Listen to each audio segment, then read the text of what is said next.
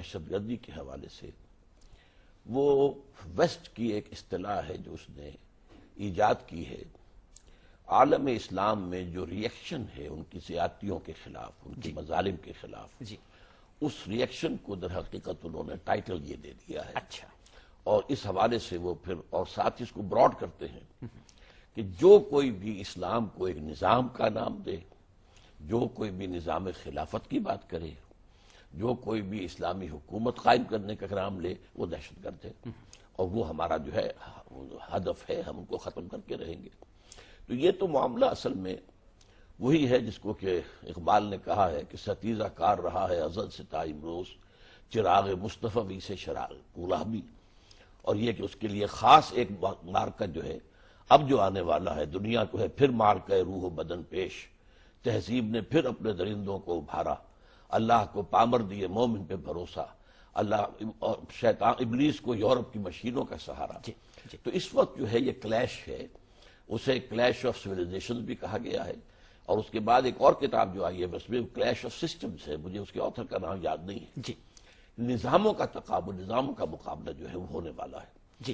اس کے حوالے سے ویسٹ کو چونکہ اندیشہ ہے، یا یوں سمجھیے کہ ابلیس کو چونکہ اندیشہ ہے کہ اسلامی نظام کہیں ظاہر نہ ہو جائے، عصر حاضر کے تقاضاؤں سے ہے، لیکن یہ خوف ہو نہ جائے آشکارا شر پیغمبر کہیں.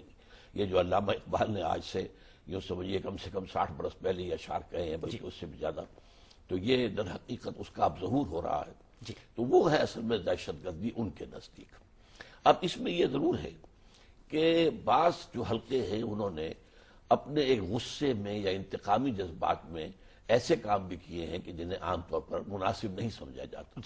لیکن میں یہ سمجھتا ہوں یہ اسی ذیل میں آنے والے ہیں.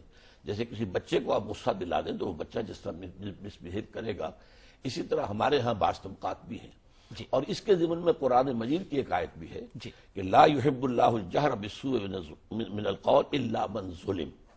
اللہ تعالیٰ کو بری بات کا زبان سے نکالا جانا پسند نہیں ہے مگر یہ کہ کسی پر ظلم ہوا ہو.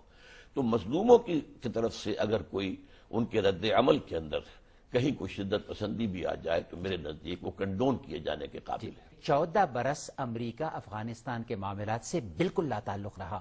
پھر ہم کیسے کہہ سکتے ہیں کہ اگر امریکہ یہاں آیا ہے تو وہ بن لادن اور القاعدہ کے پیچھے نہیں آیا بلکہ اس کے اپنے ڈیزائنز ہیں اور ان کی وجہ سے وہ امریکہ یہاں آیا ہے؟ جی میں آپ سے عرض کرتا ہوں امریکہ کیوں آیا ہے.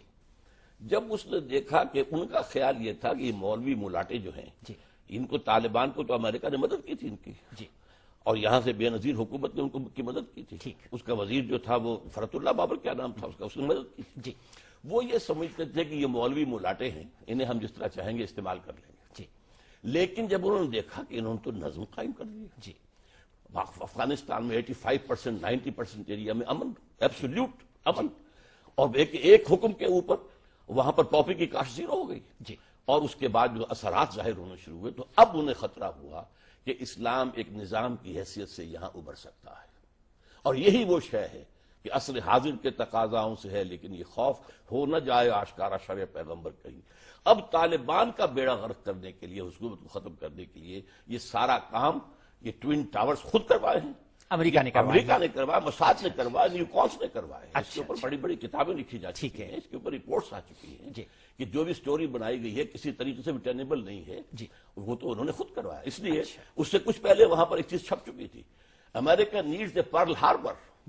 جیسے سیکنڈ ورلڈ وار میں امریکہ اندر نہیں آ رہا تھا، حالانکہ جو ہے یورپ والے جو ہے خوشامد کرتے رہے، چرچل بھی گیا، دورہ بھی کیا، وہ اٹھنے کو تیار نہیں تھا.